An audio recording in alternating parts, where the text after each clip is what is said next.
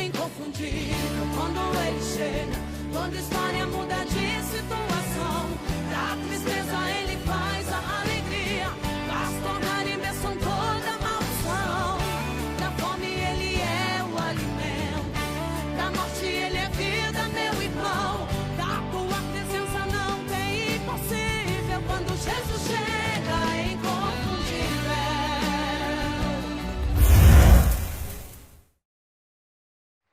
Saudações de paz, amados. Por gentileza, pode tomar o seu assento, glorificando e exaltando o nome do nosso Deus. Por gentileza, localize juntamente comigo o segundo livro de Crônicas, capítulo de número 32, verso de número 7. Enquanto você localiza, eu quero uma vez mais, nesta manhã, tributar ao nosso Deus glória, louvor e majestade. E ainda nessa oportunidade também, eu quero louvar a Deus pela vida do nosso amado pastor Antônio Moura. Também quero ser grato a Deus pela vida da minha esposa, a irmã Prisciele, que me acompanha neste dia de hoje, meus pais, meus irmãos, minha família e todos os meus amigos. Também louvo a Deus pela vida de cada homem e mulher de Deus que está na minha retaguarda, que creio eu, que está orando em espírito para que Deus possa usar os meus lábios para ser um canal de bênção para a sua igreja. Amém? Aqueles que localizaram o segundo livro de Crônicas, capítulo de número 32, verso de número 7, por gentileza diga amém. Então leiamos, diz assim a palavra do Eterno: esforçai-vos, tende bom ânimo, não vos assustais por causa do rei da Síria, nem por causa de toda a multidão que está com ele, porque há um conosco, maior do que aquele que está com ele está o braço de carne, mas conosco está o Senhor nosso Deus, para nos ajudar e guerrear as nossas guerras. E o povo cobrou ânimo com as palavras de Ezequias, rei de Judá. Meus queridos e amados irmãos, para guisa de introdução, eu preciso aqui trazer algumas verdades. E é bem verdade que quando propomos a pregar sobre homens separados, constituídos, vocacionados e levantados por Deus, para exercer o ministério de reis sobre a nação de Israel, é fato lógico que nos lembraremos de pelo menos duas classes que marcaram a história de toda a humanidade. A primeira classe de homens que Deus levantou, constituiu e separou para exercer o ministério de rei, foram de homens que eram tementes a Deus e andaram debaixo dos estatutos e dos decretos do Deus de Abraão, Isaque e Jacó. E se nesse dia de hoje fôssemos pregar a respeito de um destes homens, eu poderia trazer um sermão aqui para a igreja sobre o pequeno da casa de Jessé, aquele que Deus tirou de trás da malhada, aquele que Deus separou, levantou, o vocacionou para ser rei em Israel. Eu poderia trazer um sermão sobre Davi, o filho de Jessé. Ainda se no dia de hoje fôssemos pregar a respeito de um desses homens que andaram segundo os decretos do Deus da eternidade, poderíamos pregar sobre o filho de Davi, aquele que se chamava Salomão. E é bem verdade que alguém poderia me contrapor e dizer: mas irmão, evangelista Wesley, esse homem andou por caminhos tenebrosos. Sim, eu concordo isto com você, mas quando eu leio o livro da velhice de Salomão, o livro de Eclesiastes, principalmente o capítulo de número 12, aonde ele vai deixar um conselho para as mocidades que viriam posteriormente ao seu contexto, ele deixa aquele conselho lindo e belo que eu e você conhecemos: jovem, lembra-te do teu Criador nos dias da tua mocidade, antes que venham os dias em qual você vem dizer que neles não tem contentamento.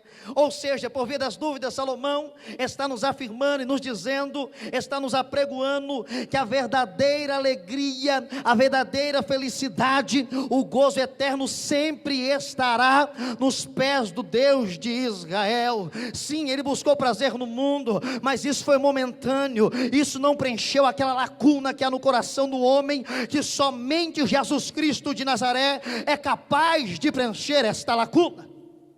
Seguro, mas na contramão eu também me recordo de uma outra classe de homens que marcaram a história de Israel pela sua apostasia, porque negligenciaram a fé e trilharam um caminho tenebroso e andaram a longos passos do Deus da eternidade.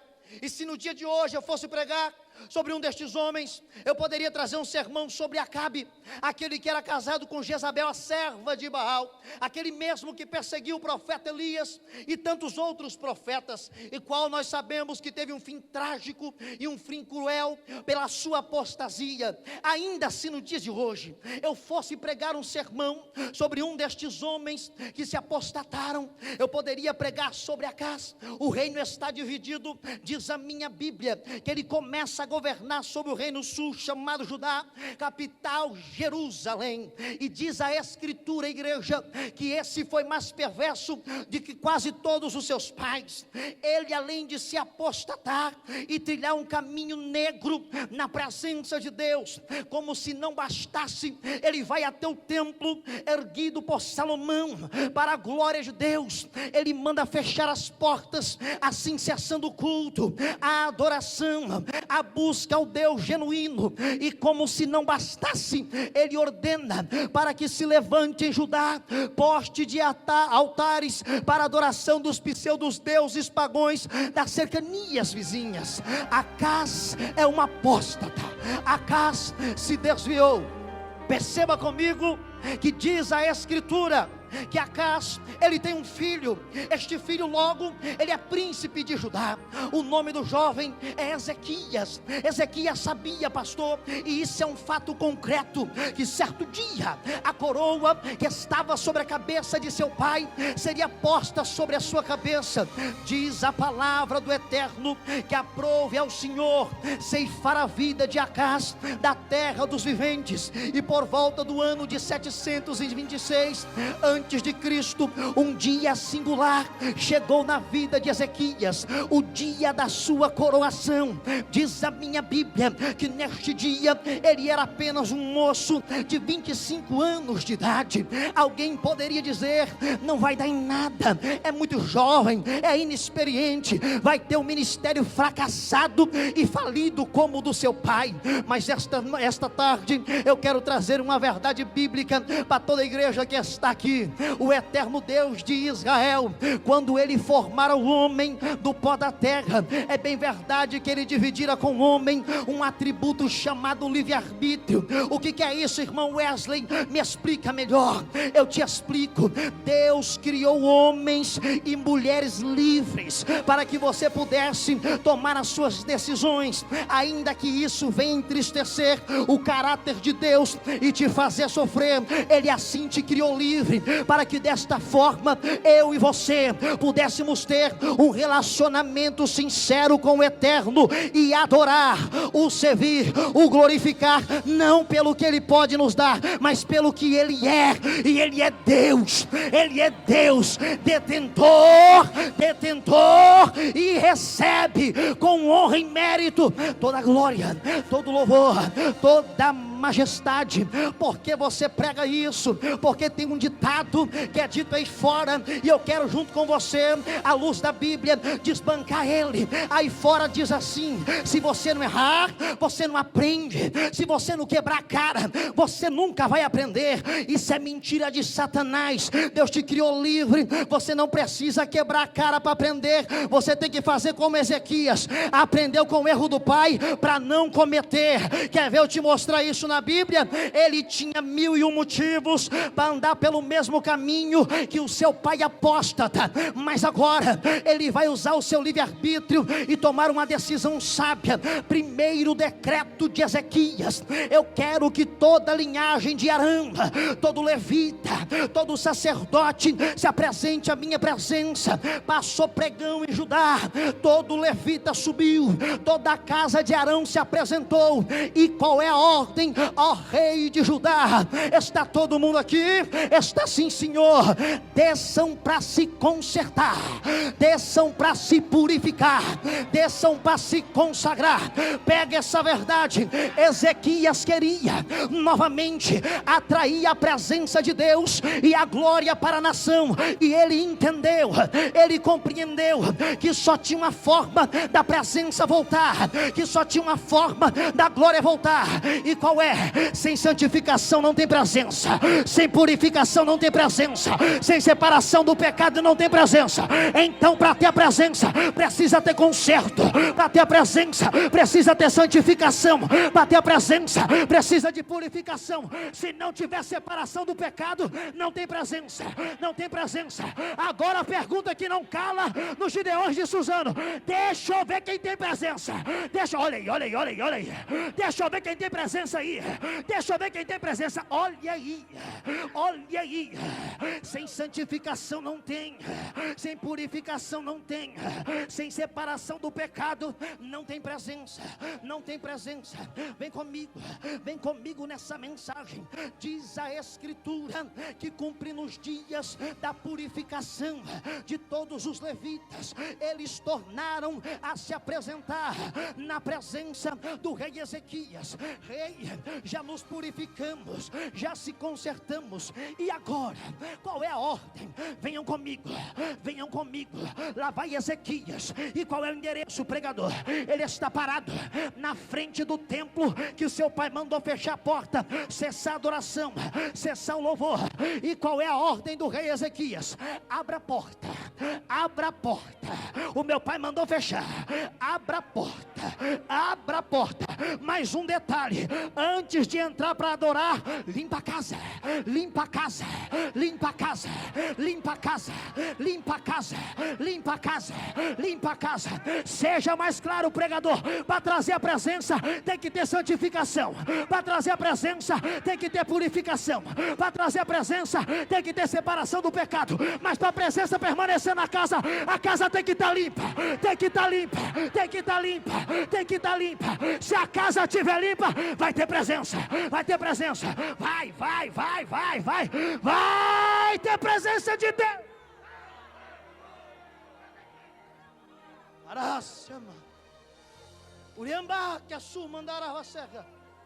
Ezequias é um moço que não precisa errar para aprender. Ele aprende com o erro do pai para não cometer. Ezequias é um moço que sabe como atrair a presença de Deus, como também sabe fazer ela permanecer. E diz a minha Bíblia que por todos esses princípios bíblicos que vão sucumbir em um verdadeiro avivamento genuíno e bíblico, Deus dá graça, Deus dá fama, Deus sopra o nome e torna Ezequias conhecido e reconhecido por todos, a qual habitavam na cercania do seu reino. E aqui eu aprendo a outra grande verdade, à luz da vida deste homem que está trazendo um avivamento para o meio do povo. Diz a Escritura Sagrada que Ezequias novamente, ele manda a notícia correr em Judá: é para subir menino, venha menina, venha ancião, venha homem, venha mulher, porque ó rei, nós vamos celebrar a Páscoa do Deus de Israel. Talvez você não entendeu e por isso você não glorificou, mas eu quero te apresentar na Bíblia Sagrada o que significa a Páscoa judaica para um israelita. Mas perceba primeiro que Ezequias, após viver o seu momento de ascensão, ele não pegou isso e encastelou em volta do seu ego. O homocentrismo não entrou e invadiu seu coração de assalto. A antropologia não tomou a sua mente.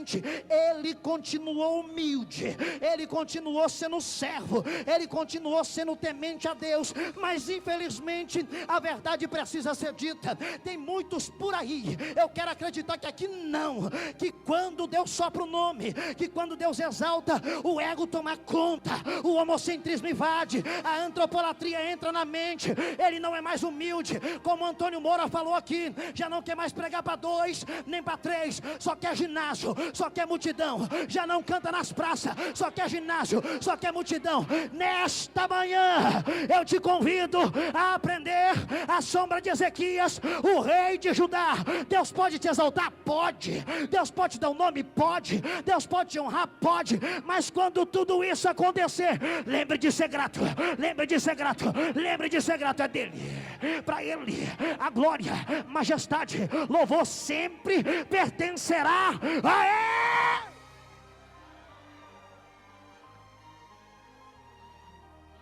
Ezequias não deixa a fama tomar o seu coração. Ezequias não deixa a fama roubar. ia naufragar o seu ministério. Me escute. Diz a minha Bíblia que desde os tempos de Salomão não havia tanta alegria em comemorar a Páscoa. A Páscoa é uma festa de gratidão, aonde eles se recordam que Deus com mão forte tirou os nossos pais, que permaneceram por mais de 400 anos no cativeiro do Egito. Ezequias está nos mostrando que após Deus nos honrar, precisamos ser gratos a Deus. Isso não suba na sua mente, que o homocentrismo não invada o seu coração, que a antropolatria tome a sua alma, mas que você continue humilde, pregador, que você continue humilde, pregadora, cantora, missionária, porque diz a minha Bíblia que Deus abate o soberbo, mas exalta os humildes.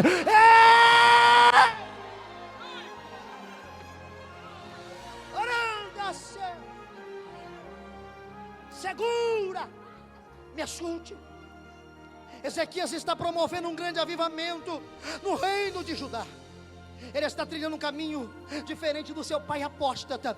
E aqui eu vou entrar em uma área muito delicada. Infelizmente, senhores pastores, pregadores, igreja do eterno Deus de Israel, há um pensamento que permeia a mente de muito crente, um pensamento equivocado e até mesmo antibíblico. Por que você prega isso? Porque muitos entendem, muitos pensam e compreendem, porque têm fidelidade, porque são fiéis ao Senhor, estão imunes de provações, estão imunes de perseguições, estão imunes de levante. Deixa a Bíblia falar com você essa manhã, porque diz a Escritura que depois de toda esta fidelidade que Ezequias teve para com o Eterno, Deus permite, na sua vontade permissiva, que o rei da Síria, Senaqueribe, se levante com o seu exército de mais de 185 mil homens, vira em direção de Judá, com uma intenção no coração e uma ideia no pensamento: eu vou descer, vou guerrear, vou saquear a cidade, o que sobrar do fio da espada vai ser escravo na Síria. Diz a Escritura que Ezequias, que não precisa errar para aprender, mas aprende com o erro do pai para não cometer. Ezequias, que sabe atrair a presença de Deus e fazer ela permanecer. Ezequias, que sabe ser grato a Deus após o Eterno o honrar e o exaltar. Ele mostra mais um princípio para a igreja: ele confia naquele que o levantou, ele confia naquele que o vocacionou, ele confia naquele que o chamou. Ele vai para o santuário orar ao Deus de Israel, e ele manda uma notícia para um contemporâneo ilustre que viveu no contexto dele. Eita honra tremenda! Isaías, filho de Amós, profetizou no reinado de Ezequias. Pensa comigo, em momento de dificuldade, em momento de afronta, em momento de perseguição e levante, Deus não te deixará passar sozinho. Vai ter profeta para orar com você, vai ter profeta para caminhar com você, vai ter profeta para interceder com Deus ao seu favor.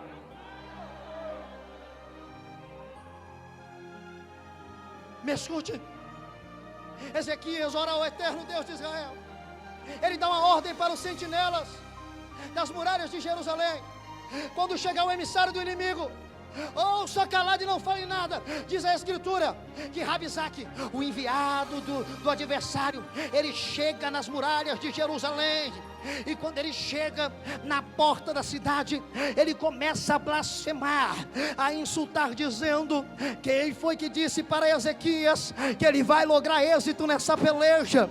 Porventura os deuses das nações vizinhas puderam livrar os vossos povos das nossas mãos? Entraremos, haverá destruição, vocês não poderão nos conter.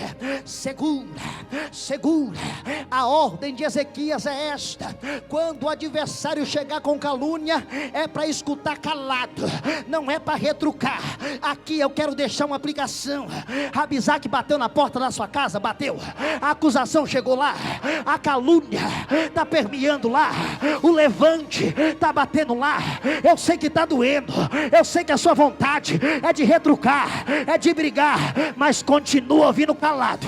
Eu sei que está descendo apertado, mas continua ouvindo a calúnia, continua, pisaram na sua cabeça, não pisaram, bulinaram com o seu nome, não bulinaram, mas fica em paz, meu irmão, fica em paz, meu irmão. Sabe por quê? Sabe por que você não precisa falar nada? Sabe por que você não precisa dizer nada? Porque você tem um justificador, você tem, e ele se chama Jesus, Jesus Cristo de Nazaré. Ele é o seu justificador. Ele é o seu justificador. Nesta manhã o espírito de Rabizaque cai por terra. Nesta manhã o acusador cai por terra. O blasfemador cai por terra. Oriassum Yangandarava Séquia. Me escute, como se não bastasse, diz a Escritura Sagrada, que Ezequias está aflito, Ezequias está apavorado, porém confiando a Deus, como homem temente. Então vem da parte do profeta uma revelação profética da parte de Deus, porque a nação está em pânico, a nação está com medo por causa do exército do rei da Síria. Então Ezequias agora, confortado por Deus, ele manda todo cidadão se reunir na praça da cidade, e todos estão reunidos, e Ezequias, movido pelo Espírito, ele começa a dizer essas palavras: esforçai-vos, tem de bom ânimo, não temais, nem vos assustais por causa do rei da Síria, nem por causa de toda a multidão que está com ele, porque com ele está o braço de carne, mas conosco, com a igreja, com os gideões, com os pregadores, com os missionários, com os pastores, está o Senhor, nosso Deus, nosso Deus, nosso Deus, nosso Deus, nosso Deus, nosso Deus.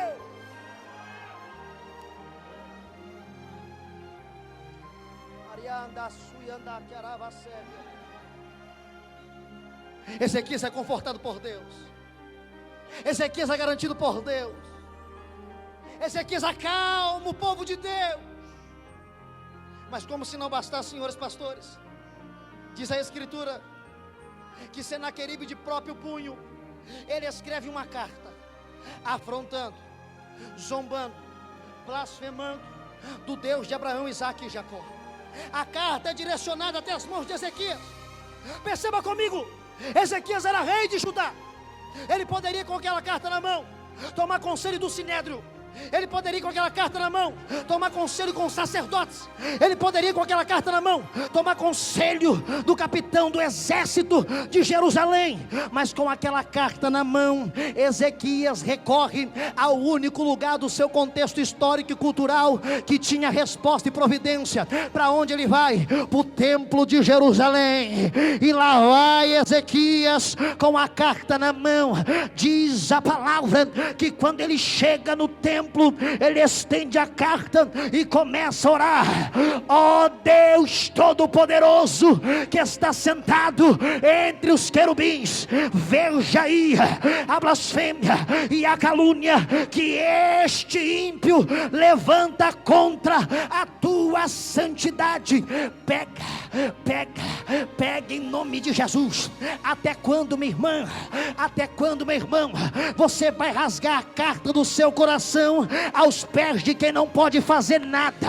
Até quando, igreja, você vai rasgar a carta do seu coração na presença de quem não tem a solução? Nesta tarde eu quero te fazer um convite: rasgue a carta do coração, mas nos pés do Deus de Israel, do Deus de Israel, do Deus de Israel, porque lá tem providência, lá tem socorro, lá tem livramento, lá tem sustento, lá vai ter conforto para a sua vida.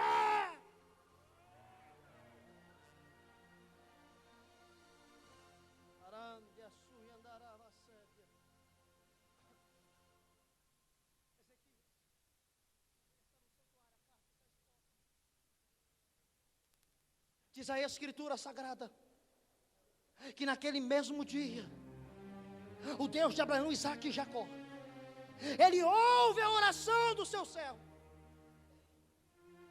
A oração logra êxito. A oração agora vai ter resposta. Escute-me. Naquela mesma noite, Deus enviou um anjo em 3 livros que narram a mesma história. Isaías, Crônica e Reis de Israel. Diz que este anjo, ele nem alçou a espada da bainha. O anjo só passeou no arraial do rei da Síria. O anjo só deu uma passeada, pastor. E quando Senaqueribe se levanta, o afrontador, o caluniador, o opressor, o blasfemador, ele tem que se deparar com um exército de 185 mil homens reduzido a nada, a nada, a nada, a nada. Pega. Diz a escritura que ele pega suas tralhas, sobe envergonhado para o seu país, e dentro do templo do seu pseudo deus pagão, ali mesmo ele é assassinado pelas mãos dos seus próprios filhos. Segura a igreja. Ai daquele que se levanta contra a menina dos olhos do Senhor. Quem se levanta contra a igreja está comprando guerra com Deus. Quem se levanta contra o povo do eterno está comprando guerra com Deus. Quem se levanta contra aquele que é chamado de Deus está comprando guerra com os céus. Quem se levanta contra a sua vida está comprando guerra com Deus.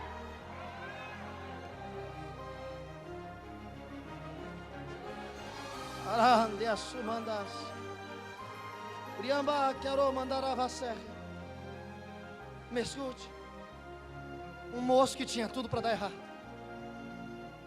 Um moço que tinha tudo para trilhar os passos do pai. Um apóstata que abandonou a fé. Mas ele escolhe tomar um caminho diferente. Ele escolhe viver um avivamento. A igreja brasileira ora tanto por um avivamento. A igreja brasileira pede tanto um avivamento, mas muitos esquecem que avivamento é mudança de caráter. Avivamento é mudança de princípio. Avivamento é mudança de estado. Avivamento é metanoia, mudança de pensamento e tornar a viver a palavra de Deus. Isso é um avivamento bíblico. Ezequias, ele caminha nos passos para trazer um avivamento. Ezequias sabe como atrair a presença de Deus. Ezequias sabe fazer a presença permanecer. Ezequias sabe lidar com o sucesso, e quando Deus o honra, isso não sobe para sua cabeça. Ezequias sabe confiar a Deus em momentos de dificuldade, de angústia, de perseguição. E toda esta fidelidade, eu gostaria que você ficasse de pé em nome de Jesus. Toda esta fidelidade que Ezequias, o rei de Judá, tem para com Deus, isso vai lhe render algo extraordinário. E o que eu vou te pregar aqui agora não é heresia bíblica, não. Escute essa verdade. Escute essa verdade. Vale a pena ser fiel a Deus. Vale a pena ser dependente de Deus. Vale a pena ser sustentado por Ele. E vale a pena viver uma vida constante de avivamento na sua presença. Por quê? Por Ezequias não precisar errar para aprender, mas aprendeu com o erro do pai para não cometer. Ezequias que sabe atrair a presença de Deus e fazer ela permanecer. Ezequias que sabe ser grato a Deus. Tudo isso lhe rendeu algo extraordinário. Como assim, pregador? Pega essa visão. Certa feita, diz a minha Bíblia, que o pai de Ezequias entrou em uma peleja, e por não ser temente a Deus, por não andar nos seus caminhos, ele teve que pagar uma alta quantia em dinheiro para alugar um exército de carne e osso para vir defender a nação. Mas Ezequias, que sabe andar nos passos para trazer um verdadeiro avivamento, ele não pagou uma moeda, mas porém teve acesso ao exército celestial. Deus enviou anjo, Deus enviou anjo para livrar o céu. Eu quero orar pela sua vida. E já convidar o cantor, a cantora que vai cantar aqui na sequência. Aleluia.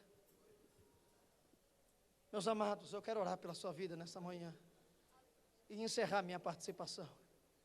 E eu torno muito feliz para a minha cidade, se você guardar no seu coração todas essas verdades bíblicas que nós aprendemos nesta manhã à luz da vida de Ezequias, o rei de Judá. Curve a sua cabeça por gentileza. Senhor Deus de Israel, príncipe da paz, Pai da eternidade, esta manhã eu ministrei a sua palavra da forma que o Espírito iluminaram o meu coração. E a sua igreja aqui na cidade de Suzano, Senhor Deus, deu crédito à pregação da sua palavra. Papai amado, eu te peço em nome de Jesus, que o Espírito Santo faça aplicação dela na vida da sua igreja. Ó Deus de Israel, que possamos trilhar passos para viver um verdadeiro avivamento, como Ezequias trilhou. Que possamos, papai amado, não precisar errar para aprender, mas aprender com o erro do ímpio para não cometer. Deus de Israel, que possamos viver uma vida de santificação progressiva, para que a sua presença possa habitar, Senhor Deus, em nossas vidas, e que sempre o anseio e o seio do nosso coração venha estar limpo, para que a sua presença possa habitar no nosso homem interior. Deus de Israel, que a sua igreja possa depositar sempre nos seus pés a fé, a confiança, e aguardar no Senhor o livramento e o sustento. Levante a sua mão por gentileza, levante a sua mão por gentileza, em o nome de Jesus, ó Deus de Israel. Eu ministro sobre a sua igreja neste momento toda a sorte de bênção nos laços do Calvário. Seja abençoada agora, seja abençoada agora, em o nome de Jesus, porque esse nome é glorioso.